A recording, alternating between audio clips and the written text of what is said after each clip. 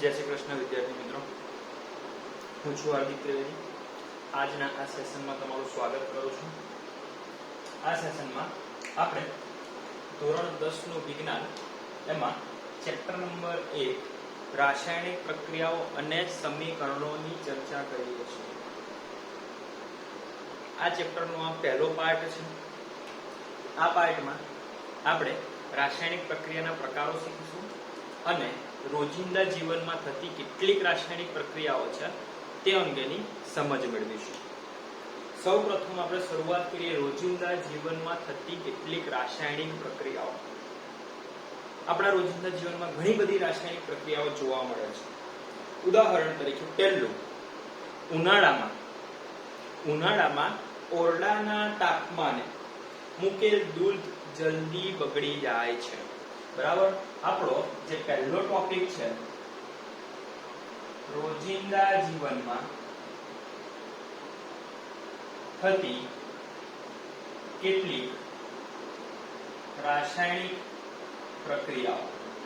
તમને ક્વેશ્ચન પૂછાય કે રોજિંદા જીવનમાં થતી કેટલીક રાસાયણિક પ્રક્રિયાઓ જણાવો। બરાબર છે।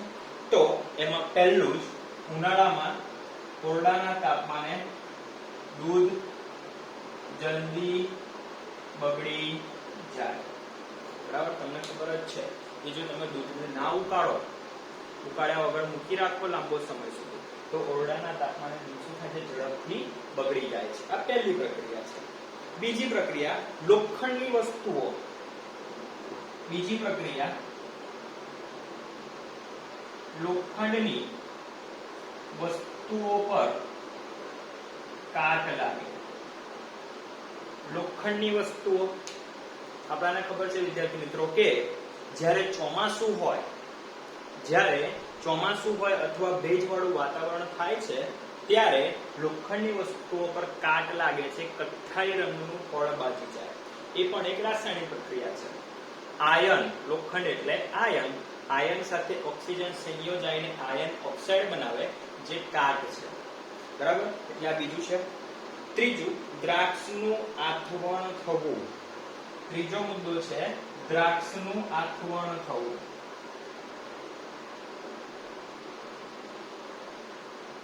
આ બધી પ્રક્રિયાઓ રોજિંદા જીવનમાં થતી જોવા મળે। દ્રાક્ષ હોય લાંબો સમય સુધી મૂકી રાખો, અથાઈ જાય, આથવણ થાય, બગડી જાય। બરાબર। પછી ચોથું છે ખોરાકનું રંધાવવું। પછી છે ખોરાકનું રંધાવવું। બરાબર। ખોરાક હોય અને તમે રાંધીને ખાઓ છો। બરાબર। એના પછી પાંચમી પ્રક્રિયા છે શરીરમાં ખોરાકનું પાચન થવું। બરાબર। શરીરમાં ખોરાકનું પાચન થવું। બરાબર। આપણા શરીરમાં આપણે જે કંઈ પણ ખોરાકનું અંતઃગ્રહણ કરીએ છીએ તો એ અંતઃગ્રહણ થયા પછી શું થાય છે, એ ખોરાકનું પાચન થાય છે। બરાબર। એના પછીનો મુદ્દો છેલ્લો શ્વાસોશ્વાસ દરમિયાન થતી ક્રિયા। શ્વાસોશ્વાસ દરમિયાન થતી ક્રિયા એટલે શ્વાસોચ્છ્વાસ દરમિયાન થતી ક્રિયા। શ્વાસોચ્છ્વાસ દરમિયાન શું થાય છે તો કે એ દરમિયાન આપણે શ્વાસ અંદર લઈએ છીએ, શ્વાસ બહાર કાઢીએ છીએ અને એ દરમિયાન આપણે શું કરીએ છીએ, ઉર્જા મુક્ત કરીએ છીએ। બરાબર છે। ઉર્જા મેળવીએ છીએ, ઓક્સિજનની જરૂર છે। બરાબર। એ ક્રિયા છે શ્વાસોચ્છ્વાસ દરમિયાન મુક્ત થતી ક્રિયા છે। તો વિદ્યાર્થી મિત્રો આ જે થઈ એ બધી પ્રક્રિયાઓ એ કેવી છે, રોજિંદા જીવનમાં થતી પ્રક્રિયાઓ છે, જેને તમને 2 માર્કમાં ક્વેશ્ચન પૂછાઈ શકે કે રોજિંદા જીવનમાં થતી પ્રક્રિયાઓ સમજાવો તો તમે આટલા મુદ્દા તમારે લખવા પડે। બરાબર છે વિદ્યાર્થી મિત્રો। હવે એના પછીનો તમને વાત આવે રાસાયણિક પ્રક્રિયાના પ્રકારો। બરાબર। તો રાસાયણિક પ્રક્રિયાઓ થાય, પ્રકારોની ચર્ચા કરીએ પહેલા આપણે બીજી એક ચર્ચા કરીએ કે રાસાયણિક પ્રક્રિયાઓ થાય તો કેવા ફેરફારો જોવા મળે। રાસાયણિક પ્રક્રિયા દરમિયાન કેવા ફેરફારો જોવા મળે। બીજો ક્વેશ્ચન, રાસાયણિક પ્રક્રિયા દરમિયાન જોવા મળતા ફેરફારો। બરાબર। તો રાસાયણિક પ્રક્રિયા દરમિયાન તમને કેવા ફેરફારો જોવા મળે છે એની વાત કરીએ તો સૌથી પહેલા પદાર્થની ભૌતિક અવસ્થા બદલાય. પદાર્થની ભૌતિક અવસ્થા બદલાય છે. બરાબર. પહેલો મુદ્દો, પદાર્થની ભૌતિક અવસ્થામાં શું ફેરફાર થાય છે? બદલાય છે. મતલબ ઘન હોય તો પ્રવાહી થાય, પ્રવાહી હોય તો વાયુ થાય, વાયુ હોય તો પાછો ઘન થાય. કોઈ પણ ફેરફાર થઈ શકે છે. બરાબર. બીજો મુદ્દો, પદાર્થમાં રંગ પરિવર્તન જોવા મળે. બીજો મુદ્દો છે પદાર્થમાં રંગ પરિવર્તન જોવા મળે. બરાબર. પદાર્થમાં રંગ પરિવર્તન થાય, પદાર્થનો રંગ બદલાઈ જાય. કેટલી બધી ચીજો વસ્તુ એવી છે કે જેમાં રંગ બદલાય. હમણાં ઉદાહરણ તરીકે આપણે લોખંડની વાત કરી તો લોખંડ પર કાટ લાગે તો એના પર કયો રંગ આવી જાય છે? કથ્થાઈ રંગનું થઈ જાય છે. બરાબર. એટલે બીજો મુદ્દો થયો પદાર્થમાં રંગ પરિવર્તન થાય. ત્રીજું, પ્રક્રિયા દરમિયાન અમુક વાયુઓ ઉત્પન્ન થાય. પ્રક્રિયા દરમિયાન અમુક વાયુ ઉત્પન્ન થાય. બરાબર. ત્રીજો મુદ્દો, પ્રક્રિયા દરમિયાન કોઈ વાયુ ઉત્પન્ન થતો જોવા મળી શકે છે. બરાબર. ઉદાહરણ તરીકે કોલસાને તમે સળગાવો છે, એક પ્રક્રિયા છે, દહનની પ્રક્રિયા છે. તો એ દરમિયાન તમને કહો છે પછી ધુમાડો નીકળે, વાયુ છે. બરાબર. એના પછીનો મુદ્દો ચોથો, પ્રક્રિયા દરમિયાન તાપમાનમાં ફેરફાર થાય. પ્રક્રિયા દરમિયાન તાપમાનમાં ફેરફાર થાય. બરાબર. છેલ્લો ચોથો મુદ્દો, પ્રક્રિયા દરમિયાન તાપમાનમાં ફેરફાર, કાં તો તાપમાનમાં વધારો થાય કાં તો તાપમાનમાં ઘટાડો થાય. જો ઉષ્માક્ષેપક પ્રક્રિયા હોય તો શું થાય? ઉર્જા મુક્ત થાય, મતલબ તાપમાનમાં વધારો થાય. ઉષ્મા શોષક પ્રક્રિયા છે તો શું થશે? તાપમાન આપવું પડશે, મતલબ તાપમાનનું શું થશે? શોષણ. તાપમાનમાં શું થશે? ઘટાડો. બરાબર છે વિદ્યાર્થી મિત્રો. એટલે આ રીતે તમારા આજના બે ક્વેશ્ચન થયા. પહેલો ક્વેશ્ચન આપણે જોયો કે રોજિંદા જીવનમાં થતી કેટલીક રાસાયણિક પ્રક્રિયાઓ. બીજો ક્વેશ્ચન જો રાસાયણિક પ્રક્રિયા દરમિયાન થતા ફેરફારો. વિદ્યાર્થી મિત્રો, હવે આગળ આપણે જે વાત કરીએ એ વાત કરીએ છે રાસાયણિક સમીકરણ. રાસાયણિક સમીકરણ લખવાનું. કેમ રાસાયણિક સમીકરણ લખવાનું, એને શા માટે લખવું પડે અને કેવી રીતે લખાય એની સમજૂતી છે. એમાં આપણો એક ક્વેશ્ચન એવો પૂછાય છે કે રાસાયણિક સમીકરણ કેવી રીતે લખાય. બરાબર. હવે એક રાસાયણિક પ્રક્રિયા છે કે ભાઈ મેગ્નેશિયમની પટ્ટીનું ઓક્સિજનની હાજરીમાં દહન કરીએ તો મેગ્નેશિયમ ઓક્સાઇડ બને. બરાબર.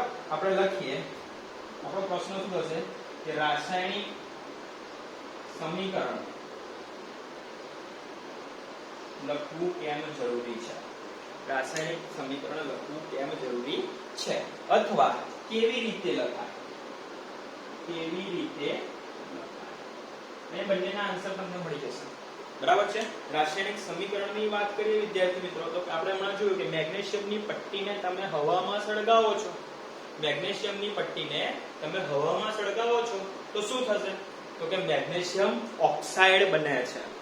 મેગ્નેશિયમની પટ્ટીને હવામાં સળગાવવામાં આવે તો મેગ્નેશિયમ ઓક્સાઇડ બને છે. આ પ્રક્રિયાનું શબ્દ સ્વરૂપ લાંબુ છે.